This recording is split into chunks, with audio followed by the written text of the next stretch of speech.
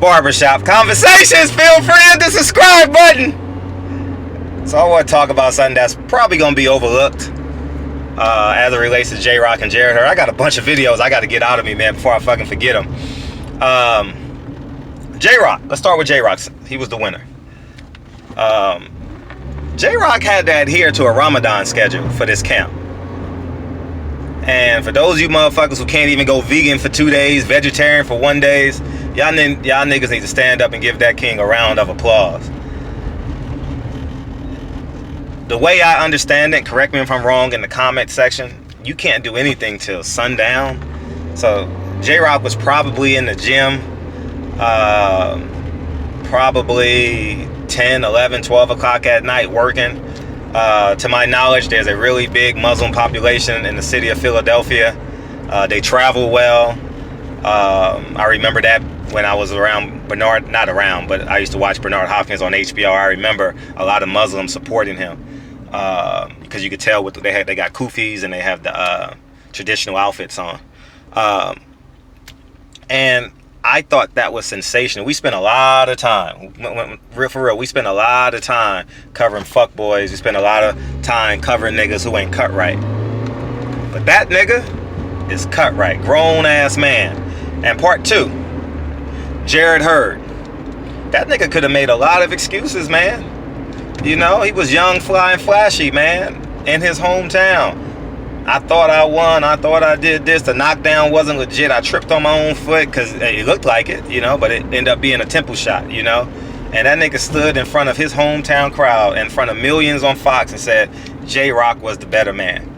And you know what really, really grabbed my attention? I had a great deal of respect for Jarrett Hurd prior to this event. But you know what really grabbed my attention? 45 minutes later after the fight, I see Jarrett Hurd's dad, whose name is Fred, by the way. So niggas named Fred, just a real niggas, period. You know what I mean? And you know what he said?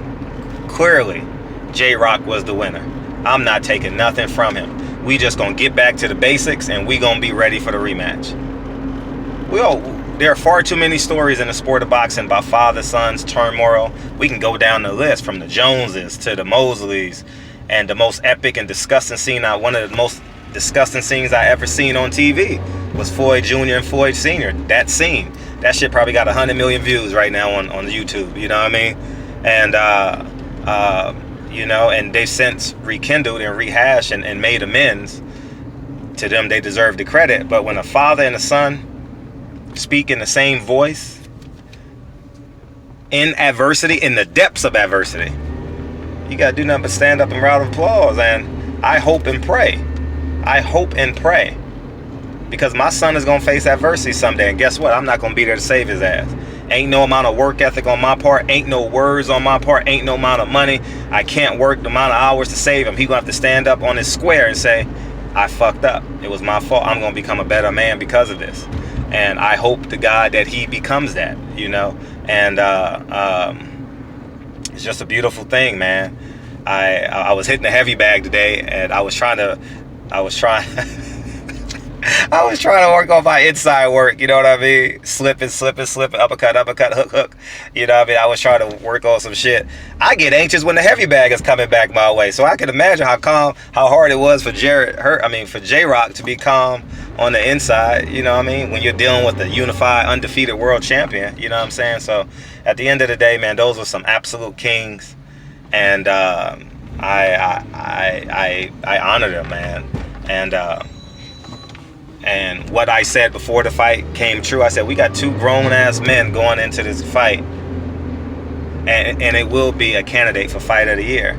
And when they exceed your own expectations, because one of the business models of being an entrepreneur, just being in business, or an employee or an employer, is undersell and over-deliver.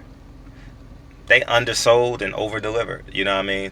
And I genuinely believe no 154-pound guy Saturday night beats JROC, from Charlo to Harrison, obviously Hurd. The list goes on and on. Laura, Goucher. Nobody beats him that night. He was in his bag that night.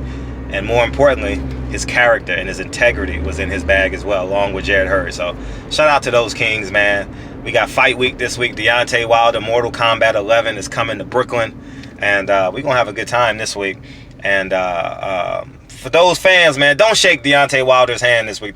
I'm gonna tell y'all, the last 2 fights, that nigga's been low-key sick. You know what I mean? And he ain't gonna turn down a handshake and a hug. Give the nigga knuckles and keep pushing. Take a picture.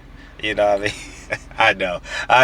I know I'm speaking to deaf ears because, you know, how often do you get to see the baddest man on the planet? You know what I mean? Live and in color, fighting in your city. You know what I mean? For 30 or 50 bucks, you get to see this man fight live, you know? And if you're fortunate enough, you may get to see him. You know what I mean? Whether it be the weigh-in or the fight, the post-fight conference, you see him going back to his hotel. You may see him in Brooklyn eating. You know what I mean? It's just going to be a beautiful thing. And it's just a special week, man. It's just a beautiful thing, man. I'm telling you, all we need is us to perform, to put on great events, man. You know what I mean? We can have a splash of Latin descent. But all we need and all we got is us. So anyways, man, enough about that. Barbershop conversation. Salute to those kings. And talk to you guys soon. Peace.